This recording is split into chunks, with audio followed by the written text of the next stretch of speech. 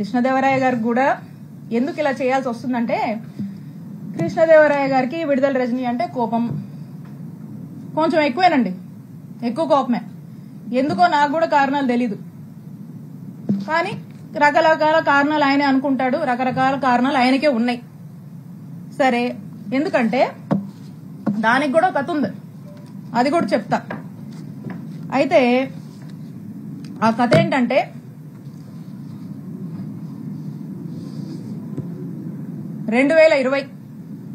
YSR Congress party అధికారంలో ఉంది.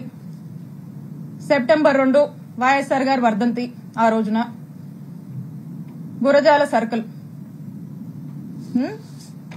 ఆ రోజున కరెక్ట్ సంవత్సరంన్నర అయింది మేము అధికారంలోకి వచ్చినప్పుడు కృష్ణదేవరాయ గారు ఏం చేశారంటే, అతనికి ఎందుకో గాని నా మీద ఎందుకు కోపమో ఏంటో ఆ భగవంతుడికే తెలియాలి, ఆయనకే తెలియాలి కారణాలు.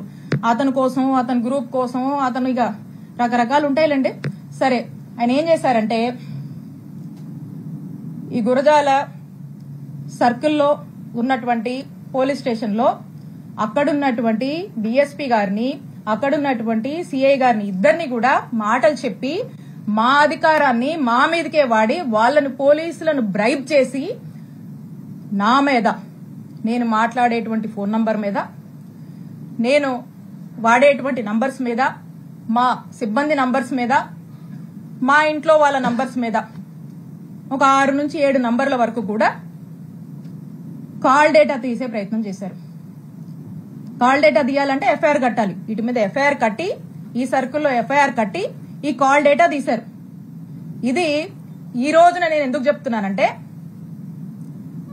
మేమిద్దరం ఒకే పార్టీలో ఉన్నాం. ఇది మేము అధికారంలో ఉన్నప్పుడే జరిగింది. అప్పుడు నేను ఎమ్మెల్యేని.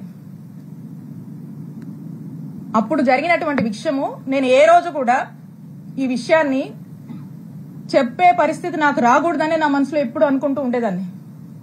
కానీ ఈ రోజున నేను ఏ తప్పు చేయకపోయినా, ఈ రోజున నన్ను బాధ పెట్టి, నా కళ్లల్లో ఏదో కన్నీళ్లు చూద్దామని, నన్ను ఇబ్బంది పెట్టి హింసిద్దామని చెప్పి ఈ రోజున వరుస పెట్టి నన్ను టార్గెట్ చేస్తూ నన్ను ఇబ్బంది పెడుతున్నప్పుడు చెప్పక తప్పట్లేదు. కాబట్టి ఈ రోజు నేను చెప్తా ఉన్నా, ఆ రోజున మేము ఒకే పార్టీలో ఉన్నాము. వైఎస్ఆర్ కాంగ్రెస్ పార్టీ ఇంటిగ్రిటీ కోసం నేను ఆ రోజు నోరు విప్పలేదు. ఈ రోజున కూడా నేను చెప్పాలనుకోలేదు, కానీ చెప్పే పరిస్థితులు ఏర్పడ్డాయి కాబట్టి నేను చెప్తా ఉన్నాను. ఒకసారి ఆలోచన చేయండి. ఒకే పార్టీకి సంబంధించినటువంటి ఎంపీ, అక్కడున్నటువంటి ఒక బీసీ మహిళ, ఒక ఎమ్మెల్యే మీద కాల్ డేటా తీస్తారండి? కాల్ డేటా అనేది ఒక వ్యక్తి ప్రైవసీకి సంబంధించినటువంటి విషయం. నా ప్రైవసీ అంటే నా జీవితం, నా వ్యక్తిగత జీవితంలోకి రావాలనేటువంటి ఎందుకంత నీచపు ఆలోచన వారికి వచ్చిందో నాకు తెలీదు. నేను ఒక్కసారి అడుగుతా ఉన్నాను, ఈ రాష్ట్రంలో ఇంతమంది అన్నల్ని, తమ్ముళ్ళు ఉన్నారు. వాళ్ళని నేను అడుగుతా ఉన్నా, ఒక్కసారి ఆలోచన చేయండి. మీ ఇంట్లో ఒక ఆడపిల్ల ఉంటే, మీ భార్య అయినా, మీ చెల్లి అయినా, మీ అక్క అయినా, మీ ఇంట్లో ఉండే ఆడవాళ్ళ కాల్ డేటా ఎవరన్నా తీస్తే ఏంటండి? మీకెంత బాధ అనిపిస్తుందండి? మీకెంత కడుపు కాలుద్దండి? అలాగే మీరు కాల్ డేటా తీసినప్పుడు నా కుటుంబ సభ్యులు కూడా అలాగే ఫీల్ అయ్యారు. ఇంత నీచుడా కృష్ణదేవరాయలు అని చెప్పి అందరూ ఫీల్ అయ్యారు.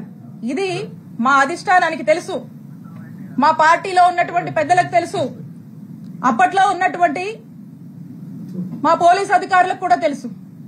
కానీ ఎప్పుడు బహిరంగంగా ఈ విషయాన్ని నేను బయటికి చెప్పే ప్రయత్నం చేయలేదు.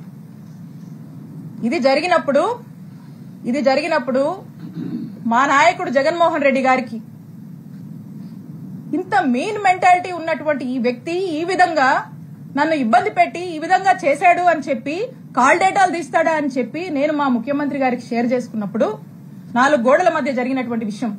మా ముఖ్యమంత్రి గారు మహిళా పక్షపాతి, మహిళలంటే ఎంతో గౌరవం, 2 ఆడపిల్లల తండ్రి. ఆ ఇంట్లో ఆ 2 ఆడపిల్లలకు ఎవరికైనా ఒక మహిళకు జరిగితే, వాళ్ళ ఇంట్లో మనుషులకు ఎలా జరిగితే ఎలా మనం బాధపడతాం, మన విషయంలో మనం ఎలా బాధపడతామో, నా విషయంలో కూడా మా నాయకుడు జగన్మోహన్ రెడ్డి గారు ఆ రోజు అంతే బాధపడి ఇమీడియట్ గా అక్కడ ఉన్నటువంటి ప్రభుత్వ అధికారులకు, పోలీస్ అధికారులకు ఇన్స్ట్రక్షన్ ఇచ్చి ఇమీడియట్ గా నెసరీ యాక్షన్ తీసుకోమన్నారు.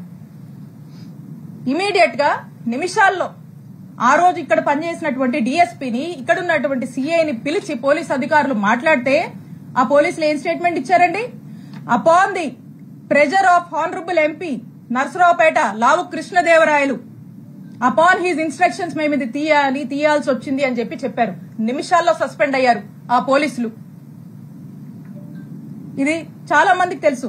ఇదేదో వీళ్ళేదో కట్టుకదల్లి నా మీద ఏమాత్రం కూడా పస లేకుండా, సబ్స్టెన్స్ లేకుండా నా మీద ఏదో కేసు పెడితే నేను మాట్లాడట్లేదండి. నేను ఇదిగోండి ఆ ఎఫ్ఐఆర్ కాపీ కూడా ఉంది. మా నంబర్ల మీద తీసినటువంటి ఎఫ్ఐఆర్ కాపీ ఇది కూడా ఉంది, ఎవిడెన్స్. అక్కడున్నటువంటి డిఎస్పీ, అక్కడున్నటువంటి సిఐ సస్పెండ్ అయ్యారు. అది అందరికీ తెలుసు. నేనేదో మీలా కట్టు కదలల్లి ఏదో మాటలు చెప్దామని రాలా. ఇది ఇంత నీచమైన నిజస్వరూపం లావు కృష్ణదేవరాయలు. అప్పుడు మా నాయకుడు అతన్ని ఏంటయ్యా కృష్ణ, ఏంది పని అని ప్రశ్నిస్తే తల దించుకున్నాడు కృష్ణదేవరాయలు. ఆ రోజున కృష్ణ గారు తల దించుకున్నారు. తన తల తీసేసినట్టయింది ఆ రోజున.